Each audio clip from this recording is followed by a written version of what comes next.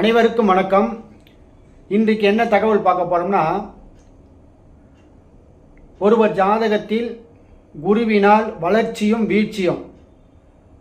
ஒருத்தவங்களோட ஜாதகத்தில் குரு எப்படி இருந்தா வளர்ச்சி, எப்படி இருந்தா வீழ்ச்சி. சரி, இந்த குருவானவர் ஏன் எல்லாருடைய ஜாதகத்திலையும் எல்லா விஷயத்துக்கும் குருவை ஏன் எடுக்கிறாங்க? குரு பலன் பார்க்கணும். திருமணம் செய்ய போனாலும் சரி, அடுத்தது எந்த ஒரு காரியம் செய்ய போனாலும் சரி, குருவினுடைய பலன் வேணும், குருவினுடைய ஆதிக்கம் வேணும். அப்படி ஏன் சொல்கிறாங்க அப்படின்றது முக்கிய காரணமாக ஏன் குரு இருக்காருன்றதை நம்ம இன்றைக்கி பார்க்க போகிறோம். வளிமண்டலத்திலே குருவானவர் சூரிய வளிமண்டலத்தில் 5வது மிகப்பெரிய கோள்ன்றது குரு. இது எல்லாருக்கும் தெரியும். எல்லா கோள்களை விட அதிக ஈர்ப்பு சக்தி கொண்ட கோள் குரு. பூமியை பாதுகாக்கிறதுல மிக பெரிய பங்கு வகிக்கிறது அப்படின்றது எல்லாருக்கும் தெரிஞ்ச விஷயம். 10 மணி நேரத்தில் தன்னை ஒரு முறை சுற்றிக்கும் குருவானவர். வருடத்திற்கு ஒரு முறை ஒரு ராசியை இறங்கி 12 ஆண்டுகள் ஒரு சுற்றுக்குவார். அதை துல்லியமாக எடுக்கும்போது 11 வருடம் 8 மாதம் துல்லியமாக வரும். இந்த வக்கரம் அதெல்லாம் கணக்கிட்டு சொல்கிறது. வளிமண்டலத்தில் உள்வட்ட கிரகம், வெளிவட்ட கிரகம்னு ஒன்று இருக்குது. அதாவது பூமியிலிருந்து பார்க்கும்பொழுது சூரியன், சுக்கிரன், புதன் இவங்க 3 பேரும் உள்வட்ட கிரகம். சனி, குரு, செவ்வாய் இவங்க வெளிவட்ட கிரகம். இந்த 2 கிரகத்துக்கும் நடுவில் பூமி இருக்குது. அந்த பூமிக்கு பக்கத்தில் துணைக்கோளாக சந்திரன் இருக்குது. ஆக மொத்தத்தில் இந்த 7 கோளும் இதில் அடங்கும். அப்போ 3 கோள் உள்வட்ட கிரகம், 3 கோள் வெளிவட்ட கிரகம். இந்த 3 கோள் உள்வட்ட கிரகத்தையும் வெளிவட்ட கிரகத்தையும் தன்னை தாங்கி இயக்கிறது எதுன்னு பார்த்தா குரு தான். அதனால தான் குருவுக்கு முக்கிய பங்கு. நம்மளுடைய முன்னோர்கள், இறைவனை உணர்ந்தவர்கள், ஞானிகள், சித்தர்கள், பெருமான்கள்லாம் இந்த குருவினுடைய காரத்துவமாக இருந்தாலும் சரி, பாவகத்துவமாக இருந்தாலும் சரி, அவர் நட்சத்திரமாக இருந்தாலும் சரி, எவ்வளோ அற்புதமாக ஆய்ந்து அறிந்து ஆறற வகுத்த அந்த இறைவனுடைய படைப்பு ஆற்றலை அற்புதமாக நமக்கு பொக்கிஷமாக கொடுத்துட்டு போயிருக்காங்க. இப்போ ஒருவருடைய ஜாதகத்தில் குரு ஏன் அதிகமாக பார்க்கப்படுது அப்படின்னா, குருனா ஜாதகரே. அப்போ ஒரு பூமியை ஒரு உயிரினம் வாழுதுன்னா அது குரு இல்லாமல் ஒன்றுமே பண்ண முடியாது அப்படின்றது முக்கிய தாற்பயம். அவர் குருவினுடைய நோக்கமே ஒரு ஜீவன் உலகத்தில் பிறக்குதுன்னா அது உயிர் வாழ்வதற்கு தான் துடிக்குமே கண்டி 99.9% வரைக்கும் தன்னை தானே பாதுகாத்து கொண்டு வளர்ச்சி அடையிறது தான் இறைவனுடைய ஆறற வகுத்த படைப்பு. அப்படி இருக்கும் பட்சத்தில் அதில் முக்கிய பங்கு குருவுக்கு உண்டு. அதனால தான் எந்த விஷயத்துக்கு எடுத்தாலும் குரு, நீங்கள் வாழ்வாக இருந்தாலும் சரி, சாவாக இருந்தாலும் சரி, அனைத்துக்குமே குருங்கய்யா. ஒருவனுக்கு வாழ்க்கை அமையணுமா குரு, ஒருத்தவனுக்கு விபத்து நடக்கணுமா அது குரு. குரு இல்லாத எந்த ஒரு காரியமும் நகராது. அப்போ குரு எவ்வளவு பெரிய முக்கிய பங்கு வகிக்கிறார் அப்படின்றத பாருங்க. மகனும் குரு தான் சொல்லுவோம், ஜாதகரும் குருன்னு தான் சொல்கிறோம். ஜாதகர், மகன், அதுக்கு அடுத்தது ஒரு வாரிசு பேரன், அதுவும் குரு தான். ஆக மொத்தத்தில் குருவினுடைய காரத்துவங்கள் கௌரவமான பணி, தந்தை, மூதாதையர்கள், ஆன்மீகம், அரசியல், சட்டம், அனைத்து விதமான பொருட்கள், பணம், நகை, இது எல்லாமே குருவில் அடங்கிடும். ஏன் அப்படின்னா வளிமண்டலத்தில் மட்டும் அவர் ஆட்சி செய்யலை, வளிமண்டலத்தின் மூலியமாக இயங்கக்கூடிய இந்த பூமியும் அவர் முழுவதுமாக ஆட்சி செய்கின்றார் அப்படின்றது தான். ஒருத்தரை காத்து எடுக்கணும் அப்படின்னா, பாதுகாத்து எடுக்கணும் ஒரு ஜாதகர் அப்படின்னா குரு வேணும். ஒருத்தரை கை விட்டுட்டாரு அப்படின்னா அது குருவினுடைய தன்மை இல்லைன்னு அர்த்தம். குரு 6-8 போயிட்டாருன்னு அர்த்தம். குரு காக்கக்கூடிய இடத்துல இல்லைன்னு அர்த்தம். அதுக்கு உதாரணமாக ஒரு இடத்துல மகாபாரதத்தில் அபிமன்யை அடிக்கணும்னா அவன் அப்பனை தள்ளி வைக்கணும் அப்படின்னு முடிவு பண்ணுறானுங்க எதிராளி.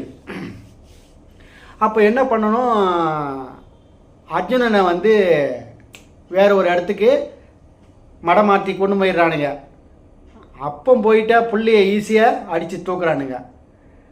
இதுதான் இந்த மாதிரி தாங்க. குரு ஒருவருடைய ஜாதகத்தில் சரியாக இல்லைன்னா அந்த ஜாதகர் காலி, அந்த ஜாதகருடைய மகன் காலி, அந்த ஜாதகருடைய மகனுக்கு மகனாக வழங்கக்கூடிய பேரனும் காலி. அப்போ குரு ஒருவருடைய ஜாதகத்தை சரியில்லைன்னா அவர்களுடைய வரும் தலைமுறைகள் மூதாதையர்கள், அதாவது பஞ்சமஸ்தானம் என்று சொல்லக்கூடிய 5ஆம் இடம் கெட்டிடுச்சுனா பிரச்சனை அப்படின்னு சொல்லுவாங்கள்ல, அதுதான் அது குரு. பாருங்கள், குருவை பாதுகாக்கக்கூடிய நண்பர்கள் யாருன்னு பார்த்தீங்கன்னா செவ்வாய் மேஷம், சிம்மம் தனுசு குரு, சிம்மம் தனுசு குரு ஆக இவங்க 2 பேரும் இவங்க முக்கோணத்தில் பாருங்கள் 1, 5, 9 வந்து தாட்பட்டுடுவாங்க. இந்த போல தான் குரு ஒரு மனிதனுக்கு எவ்வளவு பெரிய முக்கியம்ன்றதை நீங்கள் வந்து புரிஞ்சுக்கலாம். இப்போ குருவினுடைய சாரம் இருக்குது. புரட்டாதி, விசாகம், புனர்பூசம், இந்த நட்சத்திரத்தில் ஒரு கிரகம் ஏறுதுன்னு வச்சுங்களேன். அந்த கிரகம் எந்த கிரகமாக வேணால் இருக்கட்டும், 9 கிரகத்தில் ஏதாவது ஒரு கிரகமாக இருக்கட்டும், அந்த கிரகம் ஏறிய சாரநாதன் வந்து அந்த லக்கணத்துக்கு பிறப்பு எடுக்கும்போது லக்கணம் ஒன்று விழுதில்ல, அந்த 9 கிரகங்கள் அல்லாத லக்கணம் என்று சொல்லக்கூடிய 10வது ஒரு புள்ளி, அந்த புள்ளிக்கு கேந்திரத்தில் இருந்து அந்த கிரகம் குருவினுடைய சாரத்தில் நின்றா அவன் பொன் பொருள் நகை நட்டு ஆஸ்தி அந்தஸ்து அனைத்தையும் கௌரவமான வாழ்க்கை வாழக்கூடிய ஜாதகன் அப்படி சொல்லிடலாம். குரு லக்கணத்திலே இருக்குதுங்க ஐயா, ஆனால் வந்து விபத்து அகால மரணம் இதெல்லாம் நடக்குது, குரு திசையில் பிரச்சனை வருது இதெல்லாம்னா அந்த குரு ஏன சாரநாதன், அந்த குரு அமர்ந்த வீட்டு அதிபதி, அந்த குரு ஏதோ ஒரு கிரகம் குருவோட சம்மந்தப்பட்டிருக்கான். அந்த குருவானவர் வந்து 6, 8 அந்த குருவுக்கு சம்மந்தப்படும் போது 6, 8ன்றது என்ன அப்படின்னா ஒன்றும் இல்லை, என்னுடைய பார்வை, என்னுடைய கண்ட்ரோல். எப்படி அர்ஜுனனுடைய பார்வையில் அபிமன்யு இல்லையோ அந்த மாதிரி குருவினுடைய கண்ட்ரோலில், குருவினுடைய பார்வையில், குருவினுடைய தன்னடக்கத்தில் வந்து அவர் இல்லைன்னு அர்த்தம். குரு தன்னை தானே சுற்றிக்கிறாரு, ஒரு முறை சுற்றி வரதுக்கு 12 ஆண்டுகள் எடுத்துக்கிறாரு. அந்த வளம் வரக்கூடிய தன்மையில் பூமியில் இருக்கக்கூடிய அந்த ஜாதகன் பிறப்பெடுக்கும் போது அந்த குருவுக்கு தொடர்பு இல்லாமல் பிறந்துட்டான்னு அர்த்தம். இதுதான் அந்த தாற்பயமே. இப்படி பிறந்துட்டா அந்த ஜாதகரை காப்பதற்கு ஆள் இல்லாமல் போயிடுது. அப்போ குரு வந்து எடுத்துக்கிறாரு அப்படின்னா எப்படி எடுத்துக்கிறாரு அப்படின்னா, இப்போ வந்து குரு ஏதோ ஒரு வளிமண்டலத்தில் போயிட்டே இருக்காரு, குருவை பார்த்து வந்து ஒரு கிரகம் பிறக்குது, குருவை பார்த்து சந்திரன் பிறக்குதுன்னு வச்சுக்கோங்க. சந்திரன்னா மனதுக்கு காரகன், சந்திரன்னா ஜாதகருடைய எண்ணங்களை சொல்லக்கூடியவன். இந்த சந்திரன் போயிட்டு குருவை முன்னாடி போயிட்டு இருக்க குருவினுடைய தன்மையை வந்து இந்த சந்திரன் உள்வாங்கி அந்த ஜாதகர் பெறக்கூடிய கௌரவம், அந்தஸ்து, பதவி, பேர், புகழ், கீர்த்தி அனைத்துமே அவனுக்கு வந்து மேலோங்கி காணப்படும். அதுதான் சந்திர மங்கள யோகம், கெஜகேசரி யோகம் அப்படின்னு சொல்லுவாங்க. சந்திரன் போயிட்டு குருவை தொடுறது, குருவை போயிட்டு சனி தொடுறது, அந்த குருவை போயிட்டு சூரியன் தொடுறது. எந்த கிரகம் சூரியனை அந்த குருவை தொடுகின்றதோ, நான் போயிட்டுருக்க என்னுடைய பாதுகாப்பில் நீங்கள் என்னுடைய எண்ண அலைகளில் நீங்கள் பின்னாடி வாங்க. அதாவது லைட்டு முன்னாடி போயிட்டுருக்கு, வண்டி பின்னாடி போகும். அந்த லைட்டு தாங்க அந்த குரு, அந்த வெளிச்சம் அதுதான் குரு. அப்போ அந்த குருவை யார் ஒருவர்கள் பின்பற்றுகிறார்களோ, அது சூரியனாக இருக்கலாம், செவ்வாயாக இருக்கலாம், புதனாக இருக்கலாம். அடுத்தது புதன் குரு சாரத்தில் ஏறி ஒரு கிரகம் வந்து குரு சாரத்தில் ஏறி இருக்கு, புனர்பூசத்தில், புரட்டாதியில், விசாகத்தில். அந்த கிரகத்தை குரு போயிட்டு ஃபாலோ பண்ணிக்கிட்டே போய் தொட்டுதுன்னா அந்த ஜாதகனும் நல்லா இருப்பார். அப்போ அந்த குருவுக்கு எவ்வளவு பெரிய மகிமை பாருங்கள். நல்லது செய்யறதுக்கும் கெட்டது செய்யறதுக்கும், அதாவது மத்தளத்துக்கு 2 பக்கமும் இடின்னு சொல்லுவாங்கல்ல, உள்வட்ட கிரகம் வெளிவட்ட கிரகத்துக்கு 2த்துக்கும் மத்தியில் இவங்களை வந்து அரவணைச்சி கொண்டு புவியில் இருக்கக்கூடிய அனைத்து உயிரினங்களுக்கும் பாதுகாப்பாக விளங்கக்கூடிய அந்த குருவுக்கு மகிமை. அதனால தான் குரு பார்த்தா கோடி நன்மைன்னு சொல்லிட்டு போயிட்டாங்க. குரு பார்த்தா கோடி நன்மை பார்த்தா தானே, குருவை பார்த்தா, குருவை போய் பார்க்க வேண்டும், குரு பார்க்கக்கூடாது. குரு போயிட்டு சந்திரனை தொடக்கூடாது, குரு போயிட்டு செவ்வாயை தொடக்கூடாது, குரு போயிட்டு சூரியனை தொடலாம். சில வந்து விதியும் விதிவிலக்குகளும் இருக்கு. அப்போ குரு பார்த்தால் கோடி நன்மை. குருவை பார்த்தால் இப்போ வளிமண்டலத்தில் கிரகங்கள் போயிட்டுருக்கு, அது பின்னாடி சந்திரன் போகிறார், குருவுக்கு பின்னாடி சந்திரன் போகிறார். அந்த ஜாதகரை பாருங்கள், அனைத்து விதத்திலையும் வெற்றி. குரு போயிட்டே இருக்கு, புதன் போய் தொடுது, இல்லை குரு போயிட்டு புதனை தொடுது. இந்த மாதிரி அந்த பரஸ்பர அந்த இது குருவை தொட வேண்டும். குரு வந்து எதுவுக்குமே தொடர்பு இல்லைங்க. 1, 5, 9 தொடர்பு இல்லை, 30 டிகிரிக்குள்ளே எந்த கிரகமும் இல்லை. அப்போ குருவுக்கு எந்த சம்பந்தமும் இல்லை, அந்த ஜாதகர் மேன்மேடைய வழியும் இல்லை.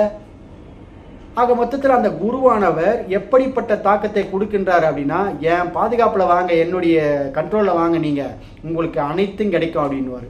அதனால தான் குருவினுடைய தாக்கம், குரு பார்த்தா நல்லது, குருவினுடைய பலன் வேணும், கல்யாணத்துக்கு, திருமணம் பண்ணுறதுக்கு, குழந்தை பேருக்கு, எல்லாத்துக்குமே குருவை எடுத்துக்குவாங்க. இப்போ நான் இருக்கேன், எங்கள் அப்பா இருந்தார், எனக்கு மகன் இருக்கான், இப்போ இது எல்லாமே குரு. அப்போ குருவினுடைய தன்மை நல்லா இருக்கும் பட்சத்தில் அதுக்கு அதனுடைய சந்ததி விருத்திகள் ஆட்டோமேட்டிக்காக வரும். சரி, அந்த விஷயத்தில் வருது. அடுத்த விஷயத்தில் பொருளாதார தன்வரையில் இருக்கா அப்படின்னு பார்க்கும்போது அந்த பொருளாதாரத்துக்கு அடுத்த இடத்துலையும் குருவினுடைய கடாட்சம், குருவினுடைய பார்வை, குருவினுடைய தொடர்பு, குருவினுடைய நோக்கம் இருக்கணும். இருந்தால் தான் அந்த ஜாதகர் வலிமை அடைவார். A to Zங்க. ஆளினால் அழகுராஜா கவுண்டமணி சொல்கிற மாதிரி ஆளினால் அழகுராஜாவாக இருக்கக்கூடிய யாருன்னு பார்த்தா நம்மளுடைய குரு தான். வளிமண்டலத்தில் 9 கிரகங்களே குரு தான். அதுனாங்க குருவை இந்த அளவுக்கு உயர்த்தி பேசுகிறீங்க அப்படின்னா, குருவை யார் ஒருத்தர் ஃபாலோ பண்ணி போகிறாங்க. நேற்று தான் வந்து குரு பௌர்ணமி, அதாவது குரு பூர்ணிமா போச்சு. குருவை வணங்குபவர்கள் எக்காலத்திலையும், எந்த நேரத்திலையும், எந்த க்ஷணத்திலையும் தோல்வியுற்றவர்களாக சரித்திரமே கிடையாதுன்னு 100% சொல்லுவாங்க. குருவை ஃபாலோ பண்ணுறவன் ஏகலையும் வந்து குருவை வந்து கத்தே கொடுக்கலங்க, குரு சொல்லியே கொடுக்கலங்க. ஆனால் குருனுடைய உருவ சிலையை வச்சு அவன் வில்வித்தையில் சிறந்த வீரனாக வரதுக்கு காரணம் என்னென்னா, குருவை ஃபாலோ பண்ணால் போதுங்க. எந்த கிரகம் உங்களுடைய ஜாதகத்தில், உங்களுடைய வளிமண்டலத்தில் உங்கள் பிறக்கும்போது குருவை எந்த கிரகம் ஃபாலோ பண்ணுதுன்னு பாருங்கள். சூரியன் ஃபாலோ பண்ணிட்டுன்னு வச்சுங்க, அவன் எவ்வளோ பெரிய உங்கள் ஜாதகத்தில் சூரியன் போயிட்டு குருவை தொடுதுன்னு வச்சுங்களேன், உங்கள் அப்பா எவ்வளவு பெரிய புத்திசாலி, அறிவாளி, மிகப்பெரிய மனிதராக இருந்தாலும் பரவாயில்ல, அடுத்தது 2வது கட்டத்தில் எவ்வளோ பெரிய முள்ள மாதிரியாக இருந்தாலும் பரவாயில்ல, ஆனால் கௌரவமான வாழ்க்கை வாழ்ந்துட்டு போவார். அவர் எப்படி சம்பாதிக்கிறார், எப்படி வாழ்ந்தார், எப்படி போனார்ன்றது கிடையாதுங்க. அவருடைய பிறப்பு, அவருடைய இறப்பு ஒரு பேர் சொல்லும் பிறப்பாக இருக்கும் குருவை ஃபாலோ பண்ணால். இதில் எந்த கருத்துமே கிடையாது. இது அது வந்து எப்படி வேணாலும் இருந்துட்டு போகட்டும். அது 6, 8, 12 மறைஞ்சு போகட்டும், அஸ்தங்கம் ஆகிட்டு எந்த வேணாலும் ஆகிட்டோம். ஆக மொத்தத்தில் குருவை சூரியன் தொட்டா அப்பா, குருவை சந்திரன் தொட்டுனா அம்மா. அவ்வளவு பெரிய சிறந்த பெண்மணியாக, பொறுமைசாலியாக, கையெழுத்து வணங்கக்கூடிய தாயாக அவர்கள் உங்களுக்கு இருப்பாங்க. அதே செவ்வாய் இருந்தால் உங்களுடைய சகோதரன் அவ்வளவு பெரிய புத்திசாலியாக, கௌரவமான பதவியில், கௌரவமான ஒரு குடும்பம் நடத்தக்கூடிய ஒரு நபராக அந்த செவ்வாய் சகோதரன் இருப்பான். அதே பெண் ஜாதகத்தில் செவ்வாய் போச்சுன்னு வச்சுக்கோங்க, அந்த கணவனை காலை தொட்டு கும்பிடணும் அந்த பெண்மணி.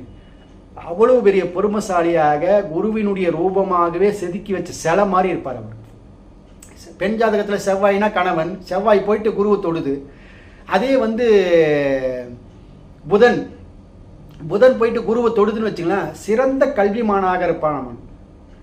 சரி படிக்கலைங்கய்யா, நான் என்னுடைய ஜாதகத்தில் புதன் போயிட்டு குருவை தொடுது, நான் படிக்கலை அப்படின்னா, படிக்காத மேதை அறிஞர் அண்ணா மாதிரி, காமராஜர் மாதிரி, அண்ணான்னு சொல்லிட்டேன், காமராஜர் மாதிரி படிக்கலைனாலும்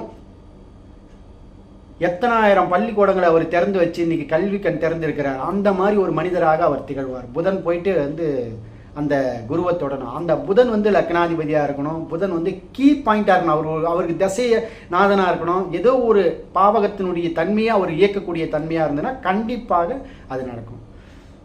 சுக்கிரன் போயிட்டு குருவை தொடுது, அற்புதமான மனிதர். சுக்கிரன்னா மனைவி, ஆணுக்கு, பெண்ணுன்னா ஜாதகியே சுக்கிரன். அப்போ போயிட்டு குருவை தொட்டால் மகாலட்சுமின்னு சொல்லுவாங்களே, அது பேரில் இருக்குல்ல மகாலட்சுமி, இந்த ஜாதகத்தில் சொல்லலாம். குருவை போயிட்டு சுக்கிரன் தொடுதுன்னா அதுதான் மகாலட்சுமி, கையெழுத்து கும்பிடணும். அதே சனி போயிட்டு குருவை தொடுது, மிகப்பெரிய கோடீஸ்வரன் தொழிலில், மிகப்பெரிய, நான் எத்தனையோ வீடியோக்களில் சொல்லியிருக்கேன். சனி போயிட்டு குருவை தொடுது அந்த ஜாதகன் அப்படின்னா அவர் வாழறது மட்டும் கிடையாது, அவரை தன்னை சார்ந்தவங்களையும் வாழ வைப்பார். அவர் 100 பேருக்கு வேலை கொடுத்தாலே எப்படி, ஒருத்தருக்கு வேலை கொடுத்தாலே கையெழுத்து கும்பிடுவாங்க. 100 பேருக்கு, 1000 பேருக்கு, 1,00,000 பேருக்கு வேலை கூடிய மனிதன் யாருன்னு பார்த்தா அந்த குருவை போயிட்டு சனியை தொடும். சனி போயிட்டு குருவை தொடும். குரு போயிட்டு சனியை தொடக்கூடாது, சனி தான் போயிட்டு குருவை தொடணும். ராகு போயிட்டு குருவை தொடுது, ராகு போயிட்டு குருவை தொட்டுதுன்னு வச்சுங்களேன், இப்போ எப்படியா இருந்தாலும் ஆப்போசிட்டில் தான் போகணும். இப்போ ராகு கீழேருந்து ஏறணும், ஏன்னா அவர் வந்து ஆன்டி கிளாக் வைஸில் வருவார், குரு வந்து கிளாக் வைஸில் இறங்குவார். அப்போ என்ன ஆகும் போது, ராகுவும் குருவும் இப்படி பரஸ்பரத்தில் பார்த்துக்கிறாங்க அப்படின்னா குரு சண்டாள யோகம் அப்படின்னு சொல்லுவாங்க.